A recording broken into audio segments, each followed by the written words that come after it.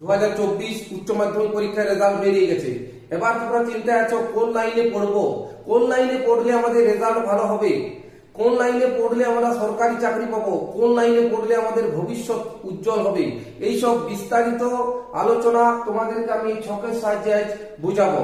তাহলে প্রথমেই তোমাদেরকে বলে রাখি, পুরো ভিডিওটা দেখো, তোমাদের অবশ্যই কাজে লাগবে। যারা নতুন আমার এই ফেসবুক পেজটি ফলো করো, এবং যারা ইউটিউবে দেখতে দাও, স্ক্রিনে ইউটিউবের লিংক দেওয়া থাকলো, তোমরা সেখানে গিয়েও দেখতে পারো। প্রথমেই তোমাদেরকে পাইন স্যারের ক্লাসে স্বাগত। প্রথমে আমি ছকের সাহায্যে তোমাদের সাথে আলোচনা করব যে তোমরা এইচএসএ যে রেজাল্ট বেরিয়েছে এরপর কোন লাইনে তোমরা পড়বে। অর্থাৎ আর্টস স্ট্রিমে যে তুমি পড়েছো, আর্টস স্ট্রিমের এরপর কোন লাইনে যাবে, কোন লাইনে গেলে তোমার ভবিষ্যৎ উজ্জ্বল হবে। সায়েন্স স্ট্রিমে কোন লাইনে গেলে তোমার ভবিষ্যৎ উজ্জ্বল হবে, তুমি সরকারি চাকরি পাবে। এইসব বিস্তারিত আলোচনা তোমাদের সাথে করছি। তাহলে চলো প্রথমেই দেখে নেব। এখানে আছে সায়েন্স স্ট্রিমের মধ্যে তুমি যদি সায়েন্স নিয়ে পড়ে থাকো তাহলে আইআইটি আছে। আইআইটি বলতে কি, ইন্ডিয়ান ইনস্টিটিউট অফ টেকনোলজি। এই আইআইটি তে যদি তুমি সায়েন্স নিয়ে পড়ে থাকো তাহলে তুমি কিন্তু ভর্তি হতে পারবে। কিভাবে ভর্তি হতে পারবে? আইআইটি তে ভর্তি হতে গেলে তোমাকে প্রথমে জেই মেন এবং জেইই অ্যাডভান্স এই দুটোতে কিন্তু ভালো র্যাঙ্ক করতে হবে।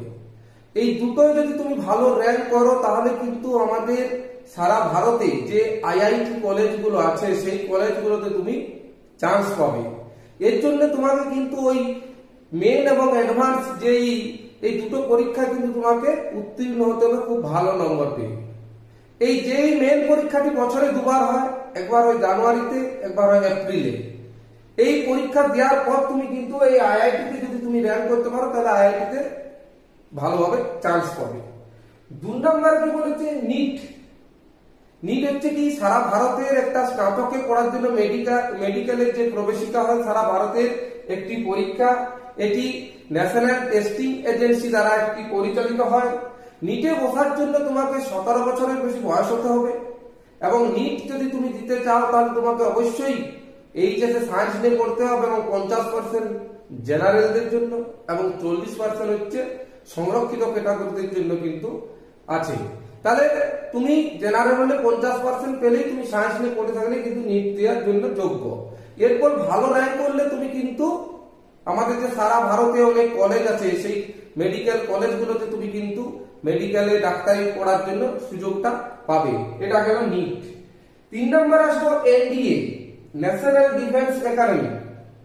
অর্থাৎ সারা ভারতে কারো যদি ইচ্ছে হয় যে আমি সেনাবাহিনীতে উচ্চপদস্থ অফিসার হব, তাহলে তোমাকে কিন্তু এই এনডিএ এই জায়গাতে যেতে হবে। সেটার জন্য কি করতে হবে তোমাকে ইউপিএসসি পরীক্ষা দিতে হবে।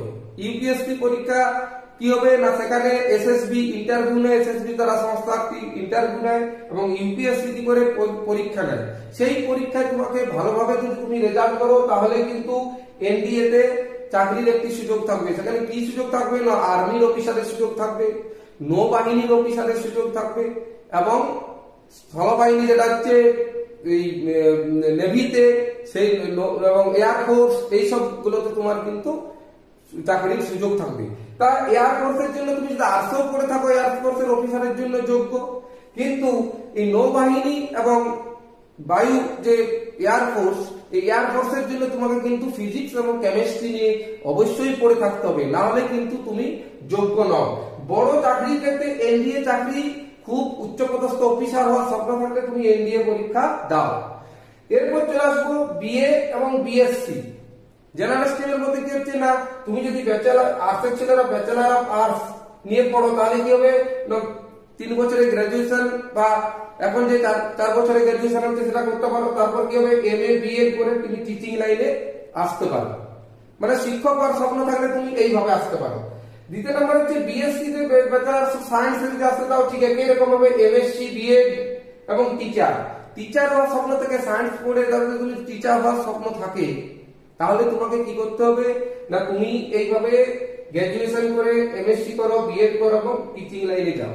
এছাড়া কলেজেরও অধ্যাপক হওয়া যায়, এমএ এমএড পিএইচডি এইসব করার পর কি হয়, তুমি কলেজের অধ্যাপকও হতে পারবে এইসব লাইনগুলো পড়ে নেই।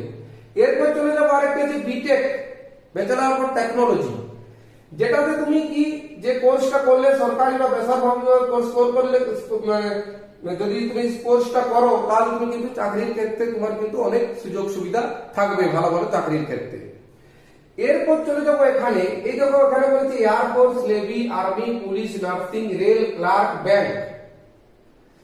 আমি যাদেরকে বলবো যারা আর্টস স্ট্রিমে পড়েছো তাদেরকে এটা রিকোয়েস্ট করব, বা যারা আর্টস স্ট্রিমে পড়ে মোটামুটি একটা নম্বর পেয়েছো, কেউ বেশি নম্বর পেয়েছো, তোমরা এখন থেকে এই সব পরীক্ষাগুলোর উপর জোর দাও।